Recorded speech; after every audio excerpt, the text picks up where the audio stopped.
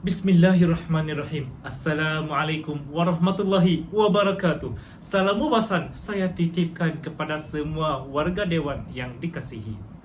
Terima kasih saudara pengerusi yang bervisi, panel juri pendukung integriti, penjaga masa yang menjunjung prinsip Al-As pancang jati diri, barisan pendidik bestari lagi bermisi, pensyarah kursus pengantar ilmu akidah Puan Nur Rehan binti Muhammad Nur, tidak dilupakan rakan-rakan seperjuangan yang saya hormati.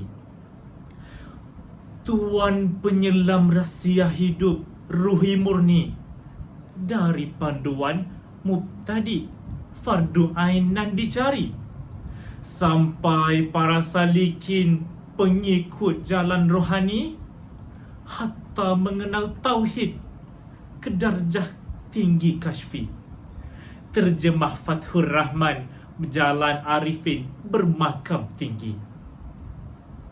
Berdirinya saya di pentas ini dengan penuh iltizam ingin menyebarkan secebis dogma berpandukan tinta dan wacana para sarjana melalui mauduk bicara yang berbunyi membebaskan akal daripada paksaan dan taklid. Adakah kita benar-benar berpegang teguh pada hakikat iman? Adakah hanya sekadar percaya buta tanpa keyakinan, atau hanya sekadar nurani kosong tanpa penghayatan dalam membenarkan hati bertaklid? Kamus Dewan edisi keempat mentakrifkan membebaskan sebagai memberi keadaan bebas untuk bergerak dan bercakap. Akal bermaksud budi, fikiran, manakala frasa paksaan adalah desakan. Taklid pula bermaksud pegangan pada ahli muktabar. Namun demikian, terdapat sesetengah pendapat bahawa taklid dibenarkan manakala ada yang berpendapat taklid tidak dibenarkan. Mengapa perkara ini berlaku? Hal ini kerana manusia dengan sifatnya akan merosakkan taklid ke arah yang membinasakan akibat taklid buta. Pada dasarnya, taklid dikatakan sah menurut ulama apabila berpegang pada Al-Quran dan As-Sunnah semata-mata. Namun menjadi hukum kafir apabila taklid hanya sekadar mengikut seperti lembu dicucuk hidung. Perkara ini terbukti apabila sesetengah masyarakat mengikut kepercayaan nenek moyang tanpa mengetahui hukumnya. Tuntasnya, tajuk ini dapat dikonotasikan sebagai peranan akal dalam melepaskan pemikiran daripada pegangan buta. Warga dewan yang berwawasan, tirai syarahan ini saya singkap dengan wacana yang pertama, batil dihindari, iman diawasi. Hal ini membawa maksud kebenaran dan kebatilan perlu dikenal pasti oleh akal fikiran dan membebaskan sifat sembrono dalam membuat keputusan. Sejajar dengan itu, kebatilan yang dihindari mampu membantu diri kita memperbaiki kepribadian sekaligus menambah ketakwaan yang utuh. Kita juga diseru untuk meninggalkan perkara batil dan menegakkan kebenaran sebagaimana firman Allah dalam surah Al-Baqarah ayat ke-42. A'udzubillahi minasyaitonirrajim. Wala talbisul haqq bil batil wa taktumul haqq wa antum ta'lamun. Maksudnya, dan janganlah kamu mencampur adukan yang hak dengan yang batil. Sadaqallahul azim. Namun, jika kebatilan bertakhta dalam kehidupan, sudah pasti akan tercetus kemungkaran yang menyesatkan akidah seseorang. Namun persoalannya, adakah masyarakat kini mampu membezakan perkara hak dan yang batil? Tepuk dada, tanya iman. Perkara ini berkait rapat dengan taklid. Apabila seseorang tidak mampu menentukan perkara batil, lebih mudah untuk berlaku kesesatan dalam akidah seperti amalan ajaran sesat yang berleluasa di sekeliling kita. Biar kita ambil contoh, Menteri di Jabatan Perdana Menteri iaitu Hal Ehwal Agama, Senator Idris Ahmad menyatakan sebanyak 33 kes dilaporkan sepanjang tahun 2019. Andai ilmu tidak dituntut, pasti kesesatan akan menjelang. Andai ilmu tanpa penghayatan, pasti taklid menjadi hasil. sudah terang lagi bersuluh penjagaan hak dan batil, mampu membebaskan diri daripada cengkaman paksaan serta aman daripada taklid. Sidang hadirin yang dirahmati sekalian, beralih kepada wacana saya yang kedua, konsep akidah dikuasai, taklid ditangani.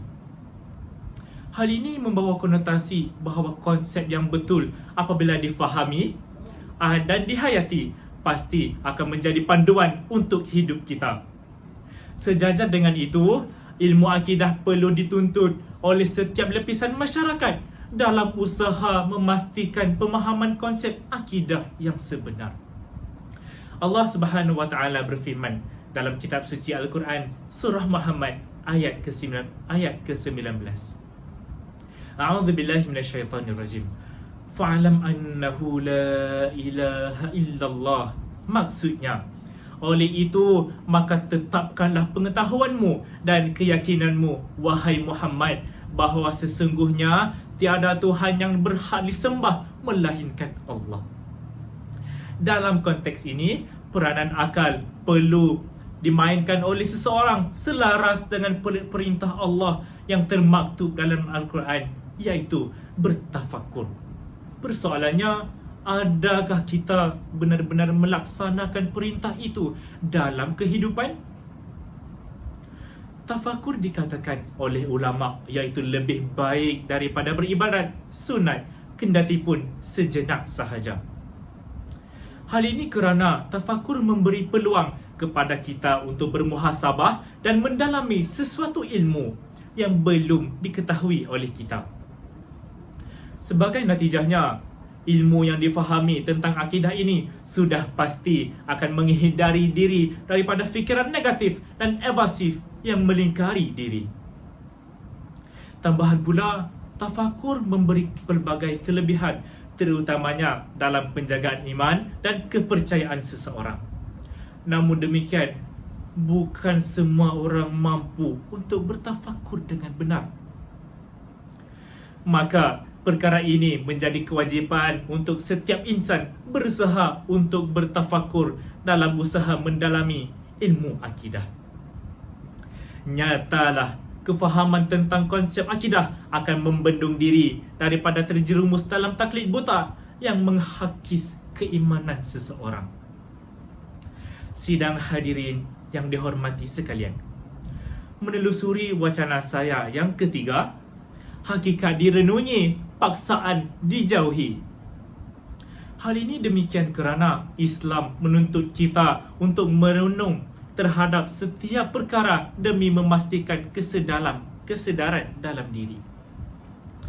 Menyedari tentang hakikat akidah mampu mengelakkan diri daripada pemaksaan diri dalam mempercayai sesuatu perkara, justeru mendekatkan diri kepada Allah Subhanahu wa taala. Tamsilnya, baginda Rasulullah sallallahu alaihi wasallam menangis ketika beribadat kepada Allah kerana merenungkan tentang ciptaan Allah yang Maha Agung dan betapa rendah hatinya baginda sedangkan tidak ada sekelumit pun dosa ke atas baginda. Lantas, mengapakah begitu sombong dan kerasnya hati kita apabila berdoa tidak ada setitis air mata yang jatuh ke bumi? Jika kita telusuri dari sudut yang lain, Al-Quran yang dibaca akan menjadi sia-sia apabila tiada penghayatan dan tidak direnungi tentang kandungan setiap ayat yang dibaca. Hal ini menunjukkan pentingnya renungan terhadap akidah bagi memastikan diri kita tidak terbabas daripada jalan yang lurus. Jelaslah kekuatan iman semakin teguh dan terhindar daripada paksaan apabila setiap hakikat direnungkan dan dimuhasabah. Akhirul kalam, bulan semakin terang, bayang kian jelas bahawa paksaan dan taklid mampu meningkatkan ketakwaan namun akan membawa kepada kesesatan apabila iman tidak diasah dan tiada ilmu yang mengiringi. Oleh itu, kita haruslah berwaspada agar tidak merosakkan hati kita dengan taklid buta.